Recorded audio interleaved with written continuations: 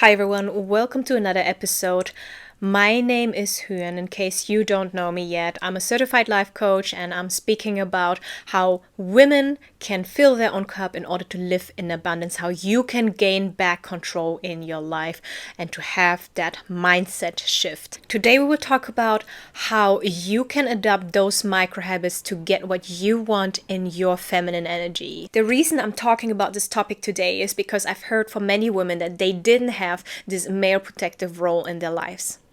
Maybe there was a father figure missing in their early childhood. Maybe they don't have a partner that they can rely on, that who gives them this security where they can just let go.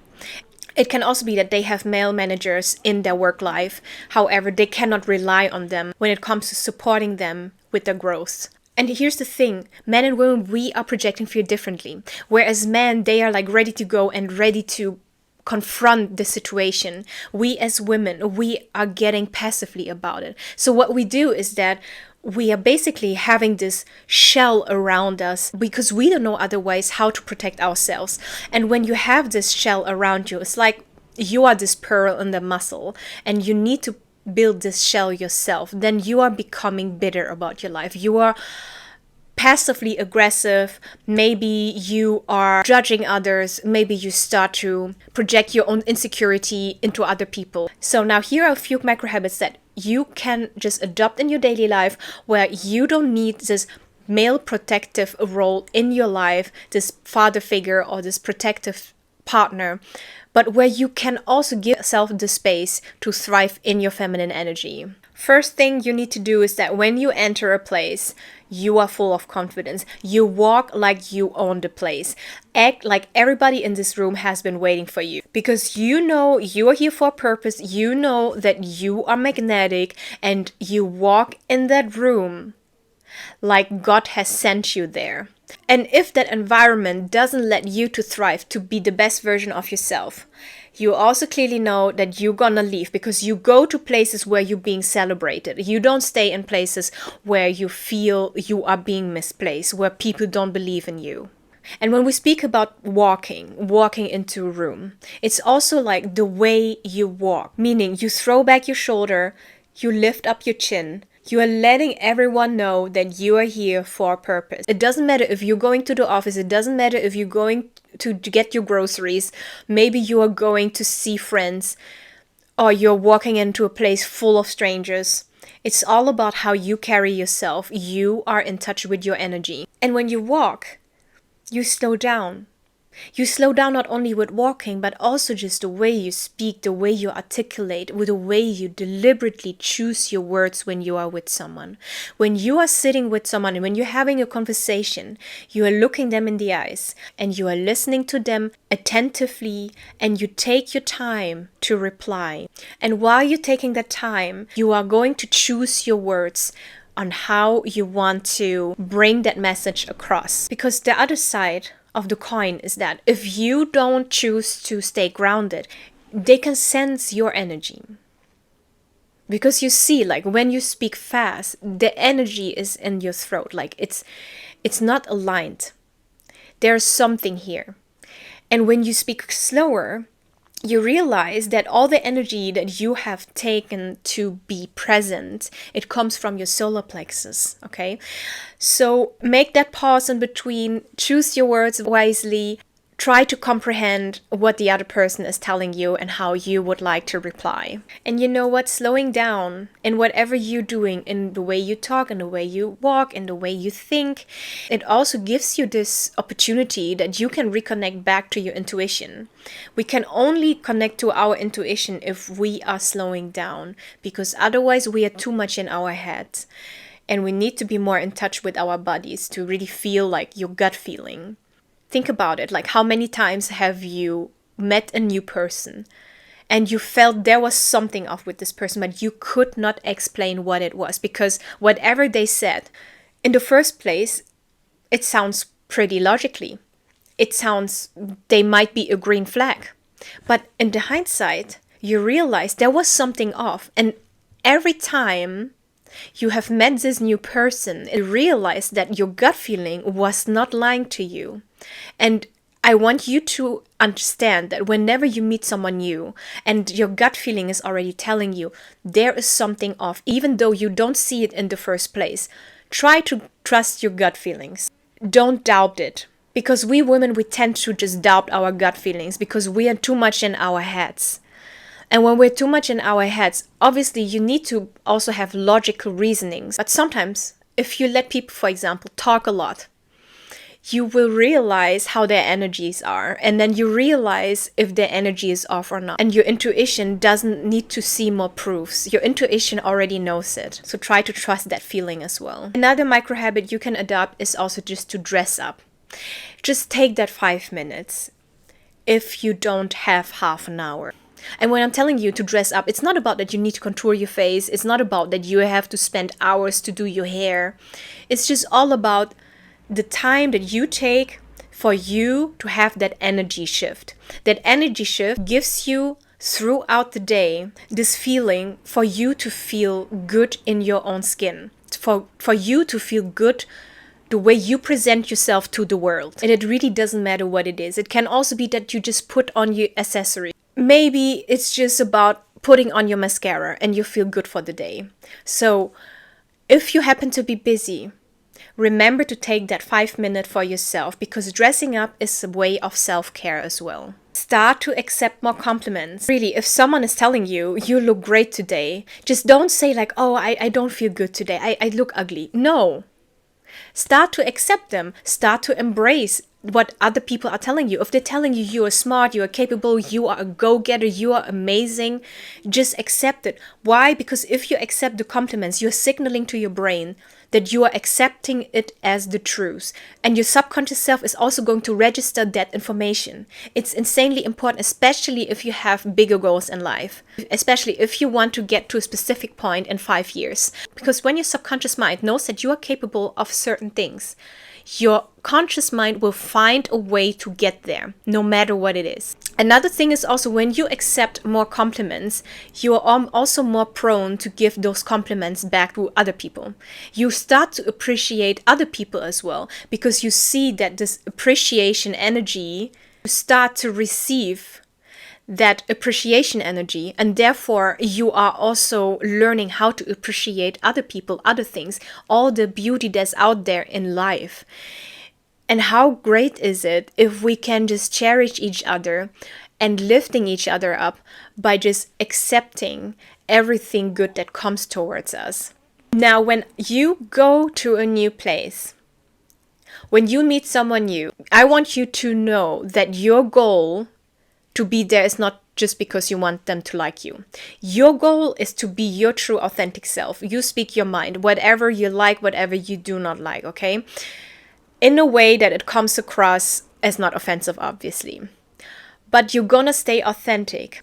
And your goal is to get them to respect you. And people can only respect you if you have boundaries. People can only respect you if you are speaking what you think, if you're speaking what you feel. I always think it that way. Like if I meet new people, they're going on an interview with me. Why? Because who do I give my energy to? Because as I said in my previous episode, your energy is your currency. Your energy is more valuable than money. Your energy determines health. It determines how much quality time you can spend with your loved ones. Your energy also determines how much money you will make. Because energy means focus. And focus means that you put something into action. Okay? So that's why when you are spending time with someone, ask yourself, do they deserve my energy? It's the interview process. If they don't give me back that energy that I give out, if we cannot enhance each other's energy, then they are not meant to be in my life. They are not deserving my presence. And the same thing does not only goes for meeting new people, but also when you go into the first round of an interview with a company. Understand that the people you're talking to, you're not interviewing with the company. At the end of the day, you're working with people. So ask yourself, do they deserve my energy? If you go on a date with a new guy, does he deserve my energy? Because at the end of the day, if he's taking away my energy, think about it, how much you can do with your energy. You can earn money, you can Do something for yourself where you feel at peace, where you feel healthy, where you feel beautiful, and just reserve that energy for yourself. Another thing how you can save more energy is to simply ask for help. Just ask for help if you think it's too much. If you have too many errands to run, then just reach out to the people who are close to you. Because you don't have to do everything by yourself. If you feel you have to pick up too many tasks at home, then ask your partner instead of you are picking up everything yourself. And it can also be, for example, if you drive somewhere, let him open the door for you. You don't have to do it. Let him initiate and come up with the ideas. The same goes for work environment. Just because you're qualified to do certain tasks, just because you are maybe one of the oldest people in your company currently working there, doesn't mean that you have to pick up every task.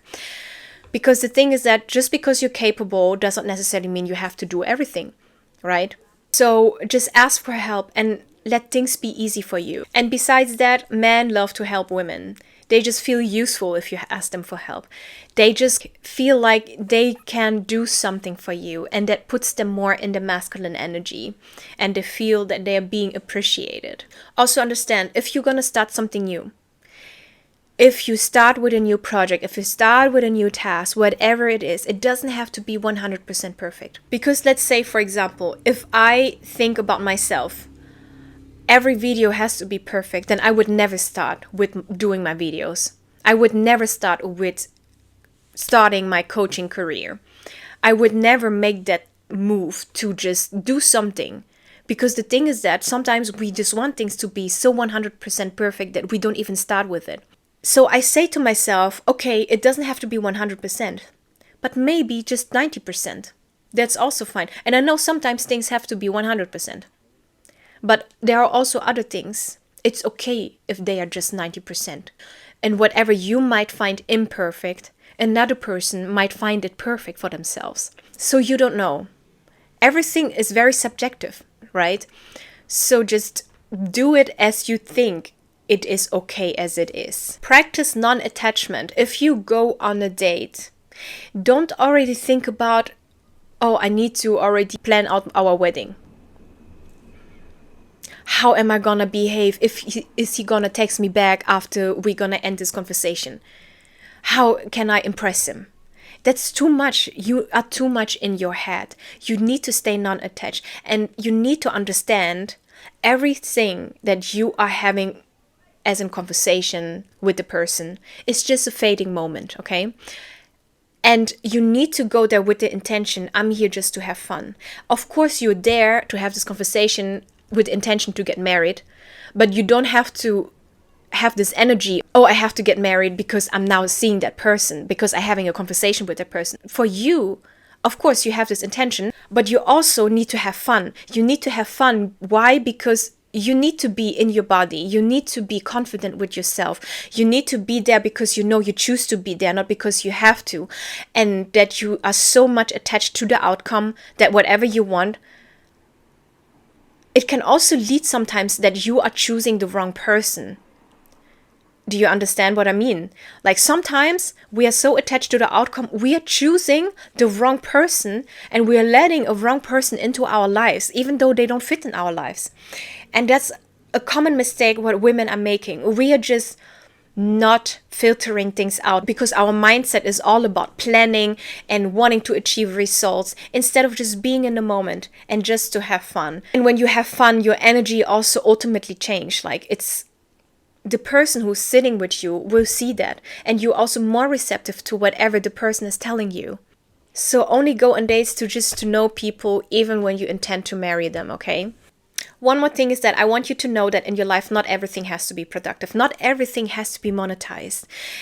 Especially when you are doing those things outside of work. If you have a 9-to-5 job and you're leaving work at the end of the day, any activity you do, you don't have to do it just because you feel like you need to be productive. So I want you to find an activity that you just do it just because it's fun.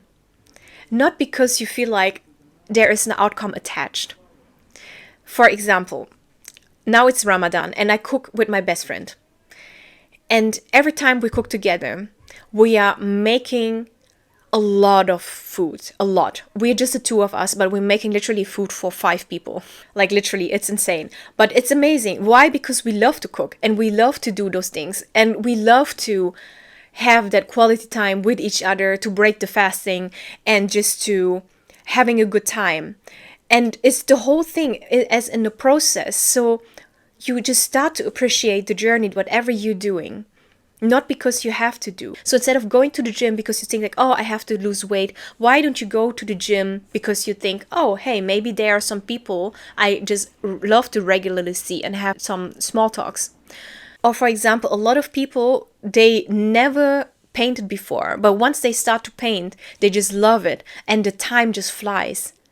Not because they think they have to be Picasso to start to paint, but because they love the process. And once they are in the process, I seen like with friends that I started to paint together, they just flow with it. And that's important, so important for a woman to be creative, to just create things, to just be in the flow. We are like waters, we are flowing. And sometimes, of course, you cannot be water. Sometimes you have to be hard as a steel, especially at work, especially when you have some goals in your life. And it's important as well to have some certain traits of masculine energy, especially when you are a mother and you want to achieve things. But also sometimes understand you have to switch off just for the sake of your health, just for the sake of your mental health and your physical health. So I hope that you can really implement these micro habits in your daily life and that it will make your life easier. And I understand for some of you, it might be hard to just making the first step towards it. But you also need to know that despite all the circumstances, despite the way you have conditioned into the situation you have been conditioned into, I know, and you know as well, that you have the strength, you have the capacity to give yourself that nurturing part that is already inside of you, that you are giving it to other people. You are capable to give it to yourself. You are owing that yourself, because at the end of the day, you should not always live up to the schedules of other people. It's sometimes good to slow down. Live according to your own speed. What do you want to do? Where do you want to go? So get used to asking yourself that question, because the only person who can take the best care for you is yourself. I hope you've learned something new. If you have any questions, if you have any remarks, let me know and I will see you next time. Bye.